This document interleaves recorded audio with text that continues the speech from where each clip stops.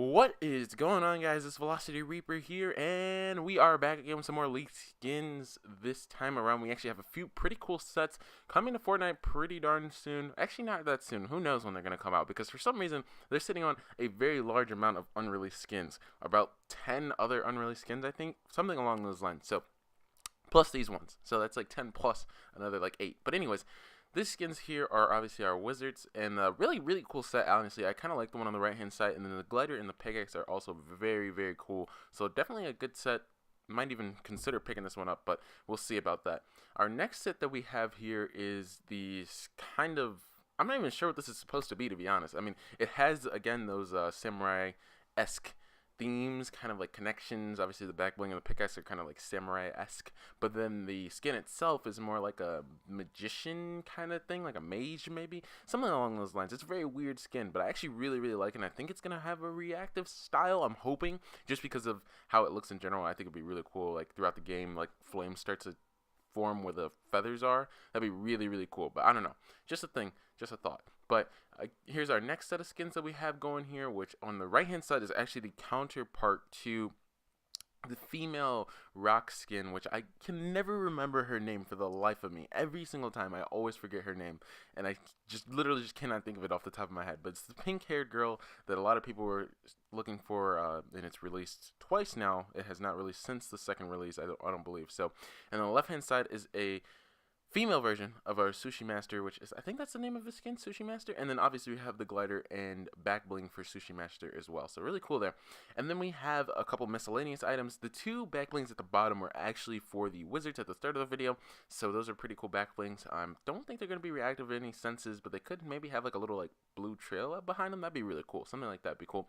And then we have our chicken glider, which we're going to talk about in a second, and that whisk over there to the right of it also goes along with that chicken glider. So we're going to talk about where this is actually coming from, which is actually very interesting. So some kid this is on Reddit. A lot of things happen on Reddit, and if you guys didn't know, there's a lot of concepts, not a lot, but a decent amount of concepts that come from Reddit that are ported into the game. So the robber skins like Rapscallion, those were from Reddit. Haunted Hills was a suggestion from Reddit, so those things kind of got into the game. Slurp Juices was a suggestion for Reddit the way that they work now.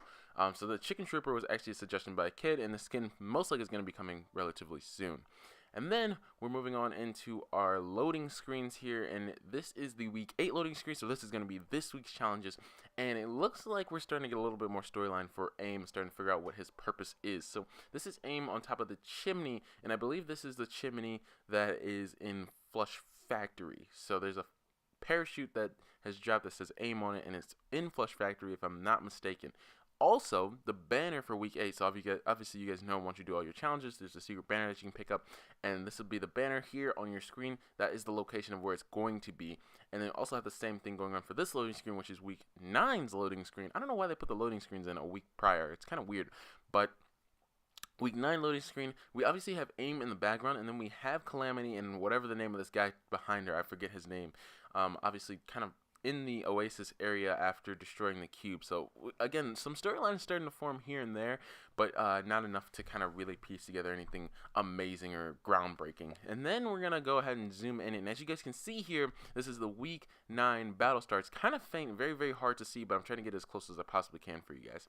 Now we have our emotes, and I actually have in-game looks at this, as well as an in-game look at the Taro skin, I believe is the name of this actual skin. And honestly, the skin looks really good. I really like it, but also this emote is absolutely a 10 out of 10 instant purchase. It looks amazing. That whole magic wand thing, I'm all for it.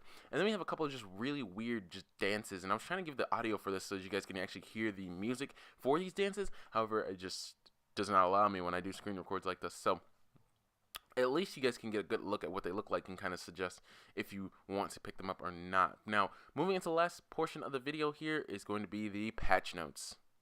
What's going on, guys? It's Velocity Reaper here, and we are back again, but we are on the patch notes side of things, obviously, at this point. So, the first things first is going to be the new limited time mode food fight, and now the description for this is: the Battle of Der Burger versus Pizza Pit has begun. 2 teams on either side of the map. A huge barrier runs down the middle. Build a fort to protect your resident mascot. When the barrier lowers, destroy the enemy's mascot to win the match. So, generally, just a few things to note here that are changes in the actual game mode itself is that, obviously, there is an impassable barrier, which is the first time we've ever seen something like that, which is something that can actually be implemented into a lot of different modes. So hopefully we get to see that later on in the game. Each team will have an under construction restaurant near the center of the map. Inside is a giant mascot head representing that team. So again, you're going to have an area where you need to fortify, so you want to protect your head so the enemy team doesn't destroy it. If the mascot head is destroyed, obviously you lose. Teams should use that time to build their barriers, although that likely won't happen. As soon as the barrier lowers, fight on and obviously destroy the others.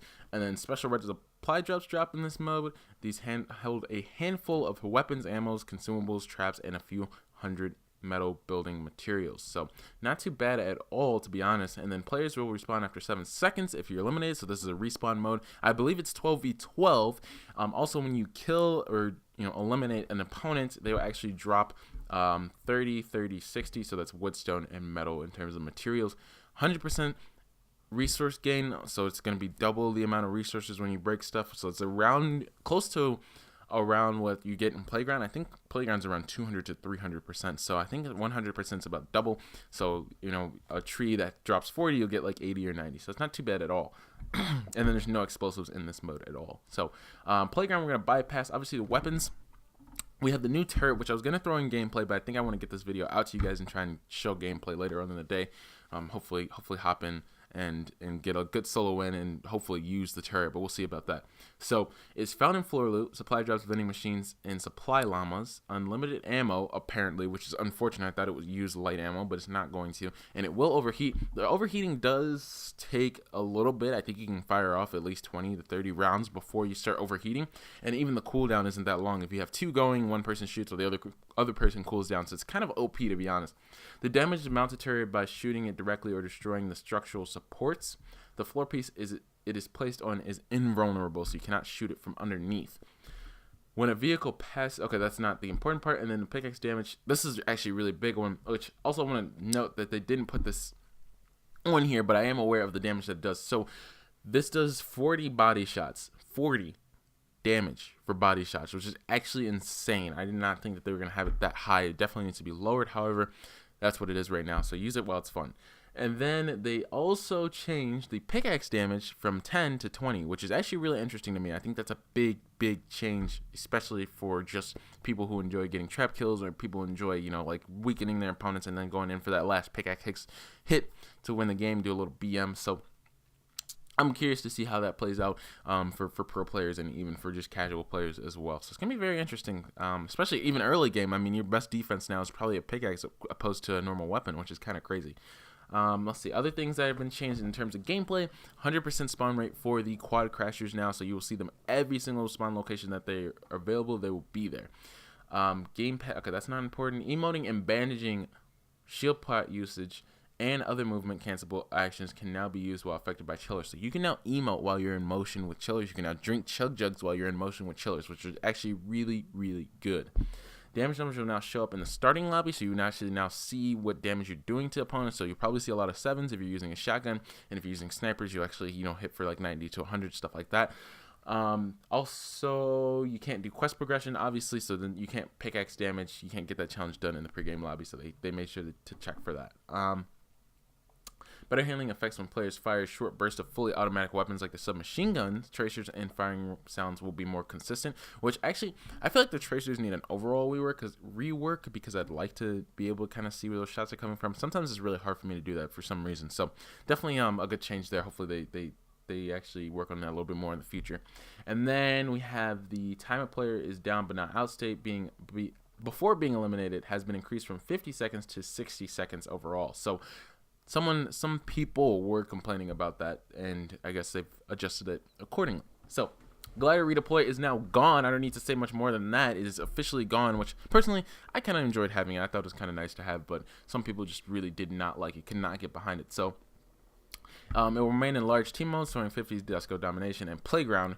Glider redeploy will now only activate the glider, so there's no diving stage anymore. It's literally just the glider, which is kind of an issue. I think it should have stayed redeploy, or I think it should have stayed as diving state and redeploy, but I don't know why they did that, and I'm not really sure how it affects everything specifically. But if skydiving from launch pads or rifts, the force glider to redeploy glider deploy height has been raised from 15.5 meters to 35 meters. I don't know why I can't talk today. For some reason, I'm just really struggling to talk.